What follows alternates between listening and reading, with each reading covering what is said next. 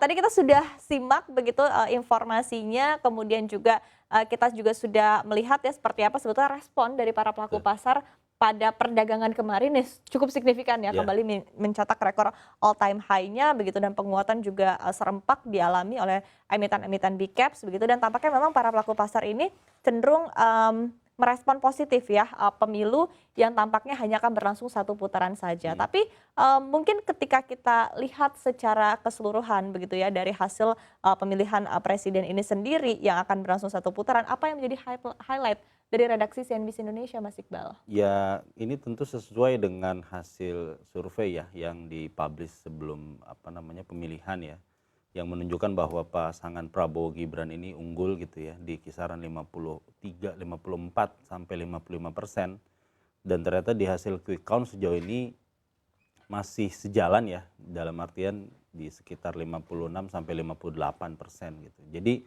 memang hasil ini sudah sesuai dengan prediksi juga ya. Dan yang kita harapkan adalah ke depan walaupun masih ada pro dan kontra ya, terutama dari timnya Pak Ganjar dan timnya Pak Anies terkait dengan kecurangan, temuan-temuan di lapangan, ya kita harapkan situasinya sih tetap kondusif ya, Mhm. sampai dengan nanti pengumuman resmi oleh KPU di bulan depan gitu. Baik, artinya memang kita, sangat mengharapkan ya pemilih ini akan berlangsung secara kondusif Ya, ya, karena ini akan banyak dampaknya juga betul. begitu. Saya ingin menanyakan ke Pak Anggito. Pak Anggito, terkait dengan hasil quick count yang kita lihat memang diungguli oleh paslon 02 begitu ya, Prabowo Subianto dan juga Gibran Rakabuming. Ini Anda sendiri melihatnya dampak positifnya terkait hasil sementara ini akan seperti apa? Artinya dampak positifnya atau dampak negatifnya untuk, ekonomi Indonesia? Terima kasih. Jadi sebetulnya kalau dalam prediksi saya, apabila pemilu berlangsung satu putaran itu akan disambut positif ya. Siapapun yang menang sebetulnya sih nggak peduli satu, 2, dan 3. Kalau satu putaran itu ekonomi akan confidence ya. Karena sebetulnya kalau kita lihat dari sisi visi misi itu nggak jauh berbeda antara paslon satu, 2, dan 3. Bahkan sebetulnya paslon 2 itu yang paling menyatakan dari sisi ekonomi banyak perubahan gitu. Ya sebetulnya yang namanya perubahan tuh ya paslon 2 karena dia membuat banyak program yang tidak ada di zaman Pak, Jokowi itu. Jadi sebetulnya kecuali IKN ya, IKN yang dia sudah atau hilirisasi, tepatnya hilirisasi pun, Pak paslon 2 itu, berbeda dengan dengan presiden sebelumnya ataupun, maaf dengan Pak Jokowi. Jadi sebetulnya yang ditunggu pasar adalah satu putaran. Satu putaran itu berarti pertama menghemat energi, yang kedua menghemat biaya, yang ketiga sudah ada kepastian. Itu saja sih sebetulnya yang saya lihat. Hmm. Oke, baik Pak Anggito. Tapi dengan, kita lihat begitu ya selama masa kampanye dan juga selama, periode, pilpres ini berlangsung begitu, tampaknya kan memang paslon dari nomor urut 02 ini, yang paling dekat begitu ya dengan Ya. pemerintahan yang ada saat ini. Apakah ini juga menjadi satu sentimen tersendiri, tentunya, sehingga apa yang dilihat oleh para pelaku pasar ketika paslon nomor urut 2 ini menang begitu ya, maka, tidak akan terlalu jauh begitu ya perubahan ataupun juga tidak Dari akan sisi terlalu jauh kebijakan ya? Ya. kebijakan dari nomor urut, 02 ini dengan pemerintah yang ada saat ini sehingga menjadi satu sentimen tersendiri bagi para pelaku pasar, Pak Anggito? Ya juga sih kalau Anda baca detail yang banyak melakukan perubahan adalah paslon 2. Mhm. Hmm. Pertama, membentukkan badan penerimaan pajak, Hmm. kemudian Ya. meningkatkan tax threshold 3%, maaf pendapatan bagi PDB 23%. Pertumbuhan ekonomi 6%, kemudian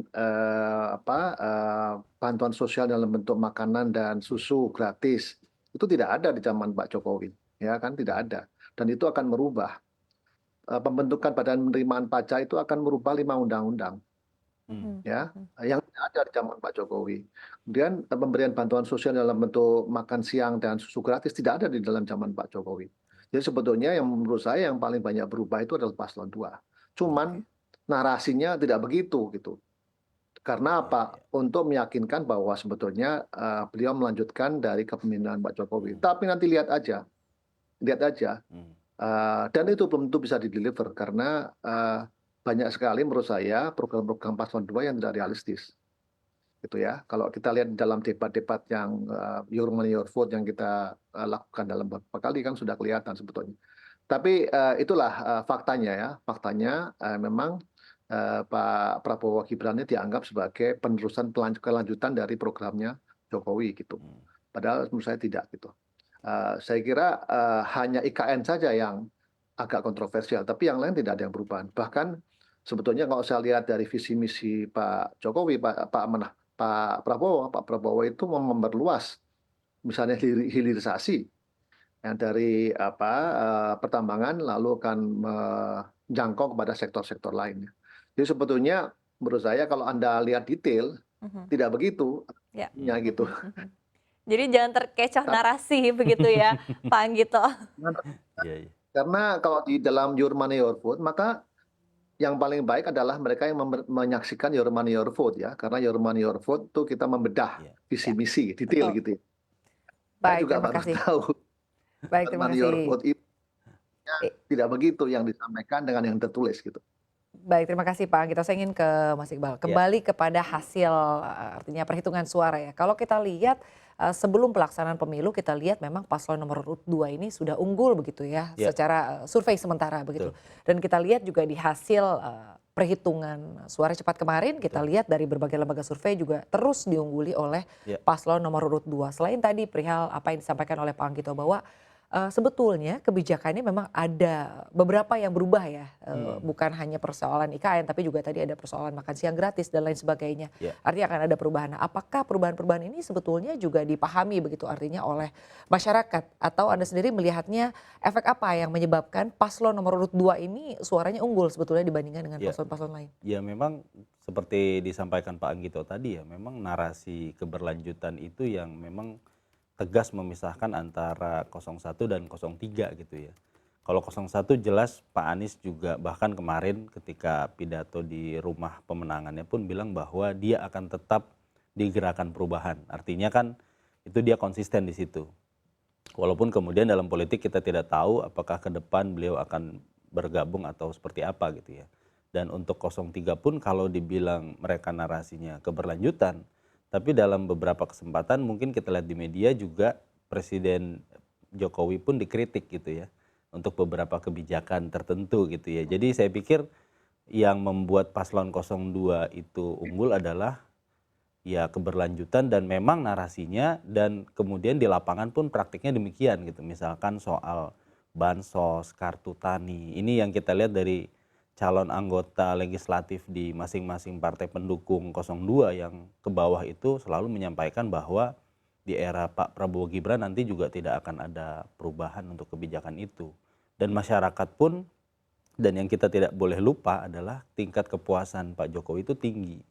Jadi kita pakai survei siapapun di atas 75% gitu. Jadi angka yang sangat tinggi dan menunjukkan bahwa masyarakat ya ingin keberlanjutan itu terus terjadi sih. Oke, baik. Oke, saya akan ke Pak Anggito. Pak Anggito, kalau kita lihat begitu ya dengan possibility yang sangat besar ya untuk kemenangan satu putaran, kalau kita lihat hasil baik dari quick count dan juga real count KPU begitu ya. Jadi apa sebetulnya ketidakpastian selama ini menghantui investor untuk dan kemudian harus di-tackle oleh calon presiden dan juga wakil presiden yang sudah sejauh ini dinyatakan unggul begitu. Apalagi tadi Anda mengatakan juga bahwa sebetulnya bukan tidak ada perubahan begitu ya, malah justru sebenarnya ketika dibedah lagi paling banyak perubahannya termasuk dari sisi badan penerimaan pajak yang mana ini juga akan sangat fundamental sekali begitu ya karena berkaitan dengan pemasukan dari negara yang paling besar. Seperti apa Anda melihat hal ini Pak dan bagaimana gebrakan terkait dengan badan penerimaan pajak ini mungkin possible akan dilakukan oleh paslon nomor urut 2 begitu karena sebetulnya sudah pernah dijanjikan juga pada kampanye sebelumnya oleh Presiden Joko Widodo, Pak Anggito. Ya, sebetulnya di dalam setiap pemilu itu selalu begini ya. Jadi artinya ada wait and see ketika masa kampanye, Iya. kemudian ketika sudah ada kepastian, lalu ada euforia. Itu teorinya begitu ya. Hmm. Di mana-mana pun juga begitu. Zaman Obama sama Clinton, Obama sama Trump misalnya, itu juga begitu. Jadi ada wait and see, kemudian ada euforia gitu. Nah, kita juga mengalami hal sama dan itu sudah dialami sejak zamannya SBY waktu itu pemilu kemudian 2009 juga begitu. Jadi memang itu normal saja bahwa sekarang terjadi euforia itu tidak akan jangka panjang karena jangka panjang ketika investor atau pelaku bisnis telah memperoleh gambaran mengenai satu, susunan kabinet, yang kedua mengenai program kerja 100 hari, gitu ya. Jadi itu dulu yang sekarang itu euforia saya sih. Ini bukan fundamental, teknikal saja ini. Jadi ini jangan dianggap sebagai kondisi yang berubah, enggak, kondisinya sama, fundamental sama, hanya ketika pada waktu kampanye itu masih banyak wait and see, enggak invest gitu ya, terutama portofolio. Nah, ketika ada kepastian invest gitu. Sebetulnya ya mohon maaf kalau yang menang Pak Ganjar pun juga akan sama gitu. Karena ketika menang Pak Anies juga akan sama, karena tidak ada perubahan fundamental yang diusung kecuali IKN, sebetulnya semuanya sama. Bahkan menurut saya visi, kalau saya karena menjadi anchornya Your Money Your Vote, saya akan baca ya, itu keuntungan saya, kan saya baca dan saya akan explore terus, ternyata ya nggak ada perubahan, nggak ada yang berbeda, kecuali yang berbeda adalah bagaimana governance-nya berbeda. Ya, Pak Anies lebih menekankan kalau memimpin ya harus pakai etika. Kalau harus memimpin harus ada, tidak boleh ada konflik of interest. Harus menegakkan governance, kejujuran. Itu yang ditekankan terus sebetulnya. Yang merupakan sifat-sifat fundamental. Nah, itu bisa diperbaiki dengan perbaikan sistem sebetulnya. Ya, jadi sebetulnya menurut saya narasi yang sebetulnya keluar itu berbeda dengan narasi yang ada di visi misinya. Oke. Gitu. Menurut saya sih let go aja, nggak apa-apa. Pasti begini ya. Putaran pertama itu siapapun yang menang pasti akan ada euforia. Dan pada Oke. waktu pasti ada namanya waktu kampanye ada situasi wait and see.